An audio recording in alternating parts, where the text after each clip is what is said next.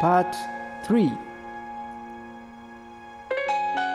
Every valley shall be raised up, every mountain and hill made low. The rough ground shall become level, the rugged places a plain.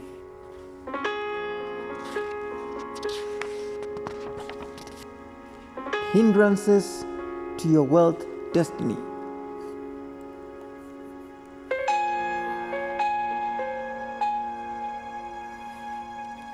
You have seen that in your life is the potential of a multi-millionaire. This is your financial destiny. However, since the fall of man, the journey towards his destiny has been one of the most difficult tasks, with the greater majority settling for anything.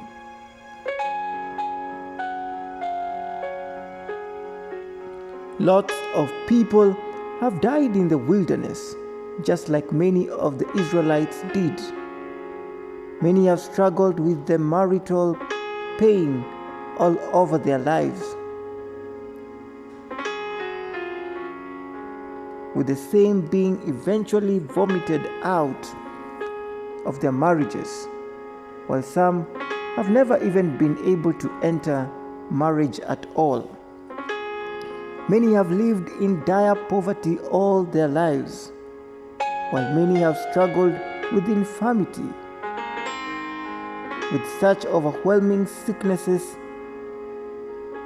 just all the time. The journey to your destiny can be likened more accurately to the journey of a plant to the place of fruition. The farmer foreknows the crop in the seed and predestines the crop by planting this seed. If he sows maize seed, he predestines the land to bring forth maize crop. He has a preset harvest expectation. This is the same truth we see in Romans chapter 8 and 29. Here God says that those he foreknew, he also predestined to be conformed to the likeness of his Son. As we have already seen, his Son had dominion over money, so money served him. He lived in two sides of a financial curtain. One of the sides, it seemed like he did not have money. Confronted by angry people to feed, for instance, he just broke the bread to open the curtain, and he accessed so much wealth that he was able to feed them all. His life ordered money. Money will present itself whenever he wanted it. Whenever he wanted it. That is what true financial destiny or freedom really is.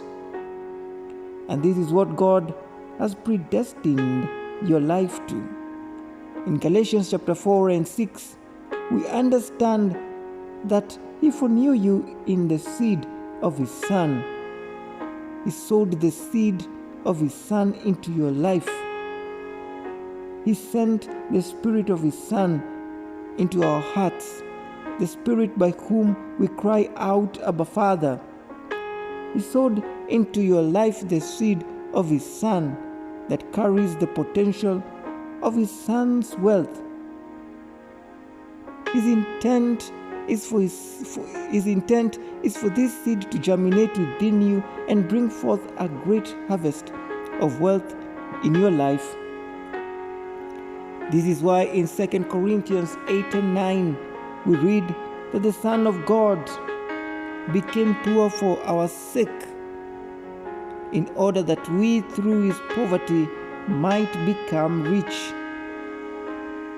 He became poor by coming into your life of poverty in the form of a seed. Let me give you a picture to help you understand this concept more clearly. When a farmer wants to sow his seed, he first clears the land of all vegetations.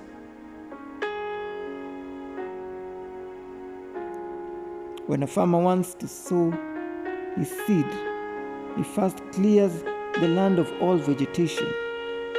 Land manifests its full glory when it is green with vegetation, and the vegetation has fully produced fruits. This is the place of full manifestation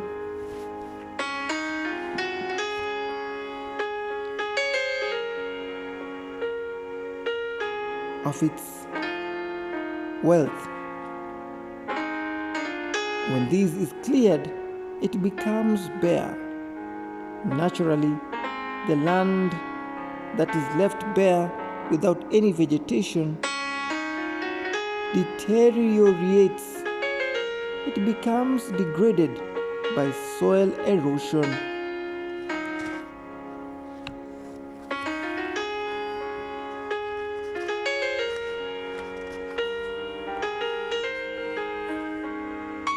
The wind and rain rob it of its texture and nutrients.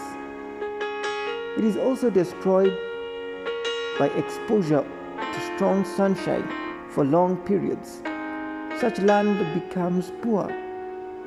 This is what the farmer does to his land before sowing his seeds. He makes it bare by removing vegetation, and figuratively, he makes the land poor. It loses its glory. The farmer sows the seed into the soil where it is in this state of poverty. The seed, on the other hand, is wealthy when it is sown. It has the full potentials of the crop within. An orange seed, for instance, has a full orange within. Within the seed, too, are all the fruits the orange will ever bear.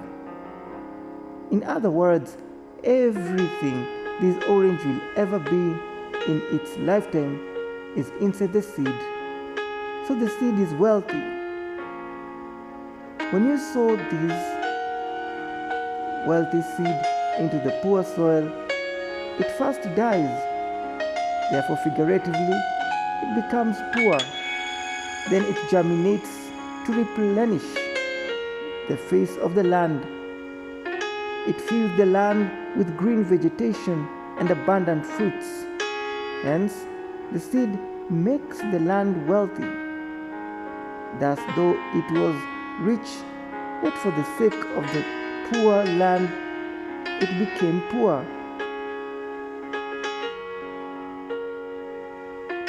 In order that through its poverty the land may become rich.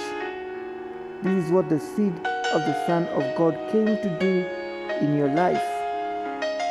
He was rich, but became poor by coming into your poor life as a seed. This was in order to bear the harvest of His wealth in your life. Naturally, however, though the seed carries these great potentials of wealth, the soil can hinder its full manifestation. The state of the soil can be such that it hinders the seed from fully manifesting its wealth potentials within. And that is true with the soils of your life as well. It is possible for the soil of your life to hinder the full manifestation of the potentials within the seed of the Son of God sown in you. This is why two people give their lives to Christ on the same day. After some period of time, they manifest the Lord to such varied degrees. One person has already found his purpose, destiny in life. The other is still struggling, trying everything and mastering nothing. One person casts out demons, the other is cast out by demons. One has found the pathway to financial destiny, the other is struggling with so much poverty, reeling under the weight of such debts.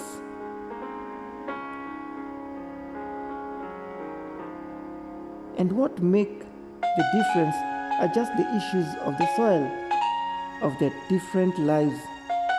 In other words, there can be hindrances to destiny.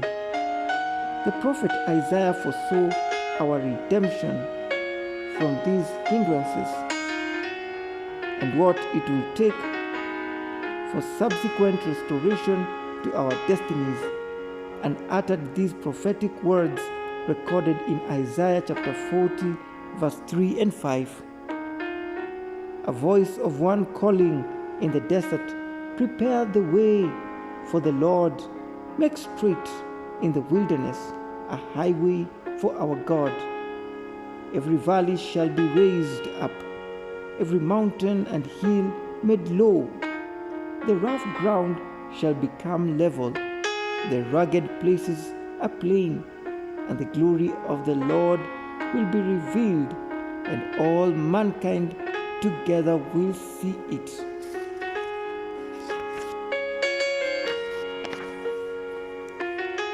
You have already established that your glory is realized when the glory of the Lord manifests in your life, and your glory is your destiny. But even as He foresaw you in this wilderness of your life now, locked out of your destiny, the prophet saw your hindrances that must be removed. He saw valleys before you which must be raised up. He saw mountains and hills that have to be brought low. He saw rough and rugged places that have to be leveled into a plain before you can reach your destiny. Notice that He says, "In your desert, prepare the way for the Lord."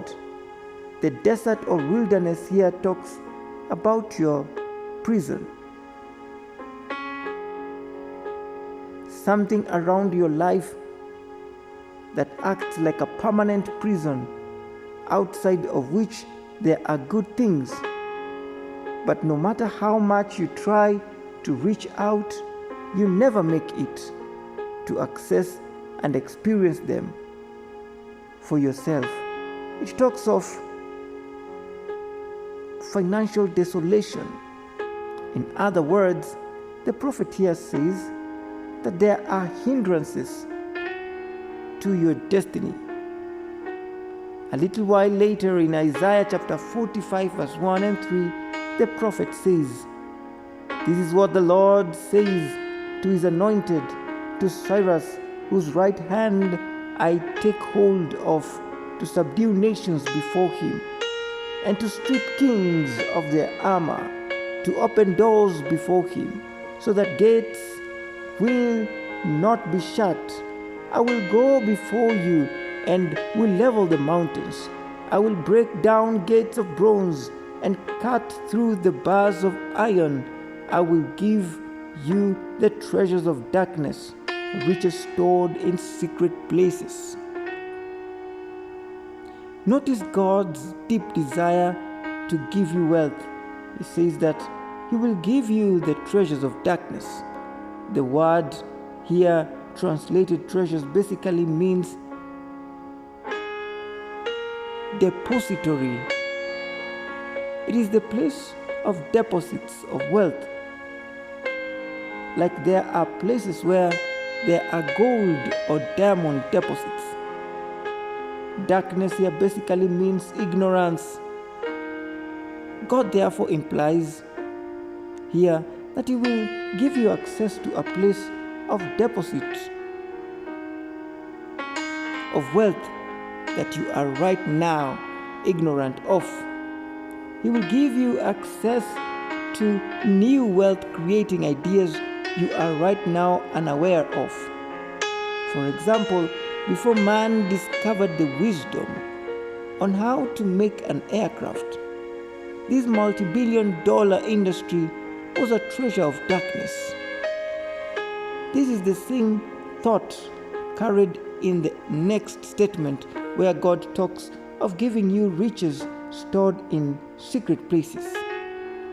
The Hebrew word matmon, here translated riches stored, means buried secret valuables, generally implying hidden money.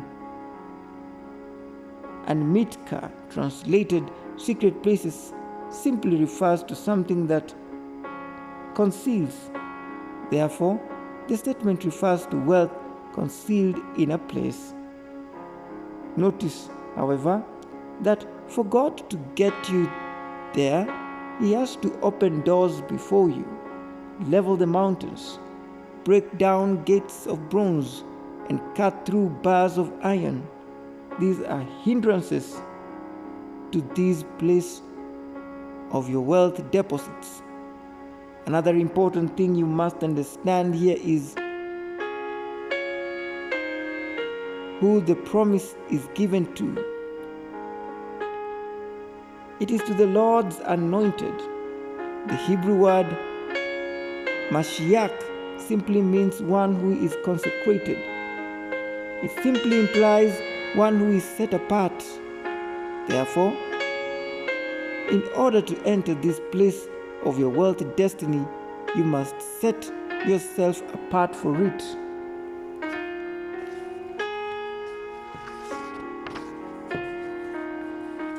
And in Hebrews chapter 12, verse 1, Paul is used by God to make clear this fact to us when he says, "Therefore, since we are surrounded by such a great cloud of witnesses, let us throw off every weight that hinders and the sin that so easily entangles, and let us run with perseverance the race marked out for us." First of all, the cloud of witnesses that the apostle talks about here refers to the heroes of faith recorded in the 11th chapter.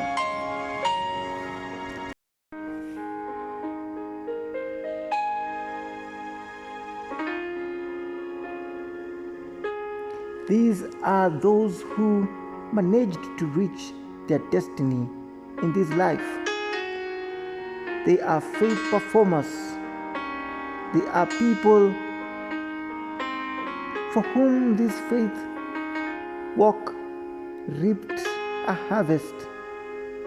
They ripped open the mouths of lions. Some raised the dead back to life, healed the sick, conquered kingdoms, etc.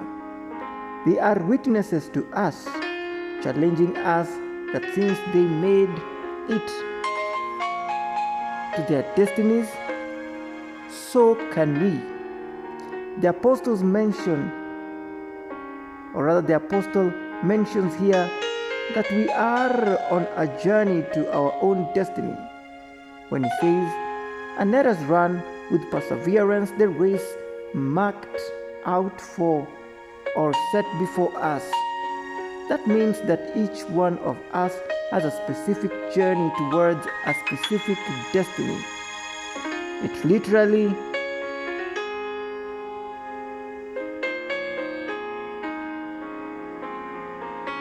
that means that each one of us has a specific journey towards a specific destiny in literally every area of life. You have a race marked out for you towards your unique destiny of marriage, family, health, lifespan, purpose, and wealth. However, the apostle also acknowledges the fact that it is possible to be hindered on your journey towards your destiny. This is clear when he talks of the weights that hinder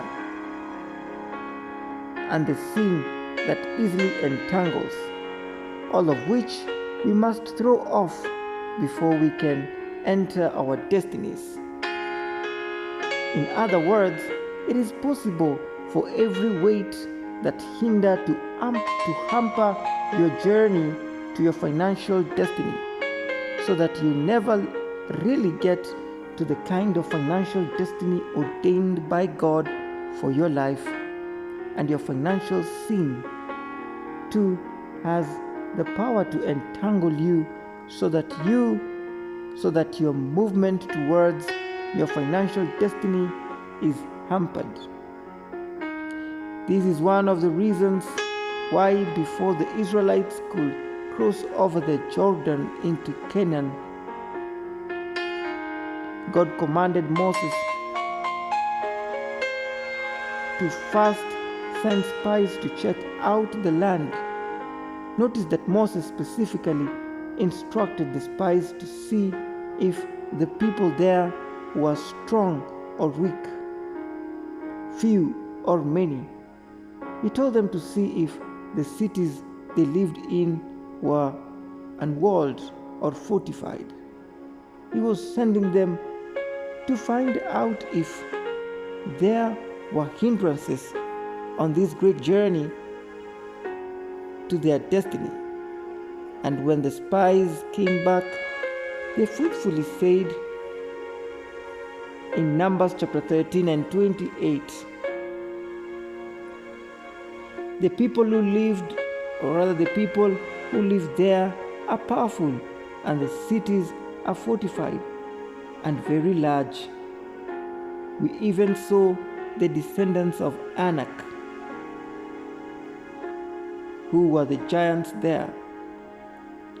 And when the people heard this, the majority of them got so fearfully that they preferred to go back to Egypt rather than to be slaughtered in a foreign land. Notice here that the people and the walls were hindrances they were going to encounter, and they needed to remove these hindrances in order to enter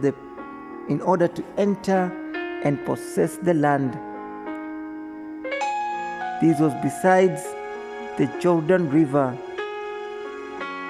which had broken its banks and was flooded in the season they were to cross into the land of their destiny. And you too have hindrances you have to remove in order to get to this great financial destiny God has for your life. You too have to spy the land and locate the hindrances to your own financial destiny. And when you identify these hindrances, you have the choice to coil back and retreat into your present state of poverty, or face and remove them and enter your destiny. As you read this book, it is possible that you have somehow been able to enter your financial Canaan, but you do not know what to do with the giants and the fortified walls you are struggling with. And it is possible that you are at the bank of the Jordan and are struggling to cross over to Canaan. It is also possible that you are still deep into your financial wilderness, far away even from Jordan, and you too are struggling to get to your destiny. It is possible too that you are in your financial vicious cycle, going around the mountain. Whichever the case, it is important that you understand that all these are hindrances to your financial destiny and have to be removed or overcome for you to progress. But for you to remove or overcome these hindrances, You must first identify and understand them. Here below are some of them. Go to chapter 13, Poor Development Process. You're going to see some of these hindrances. God bless you.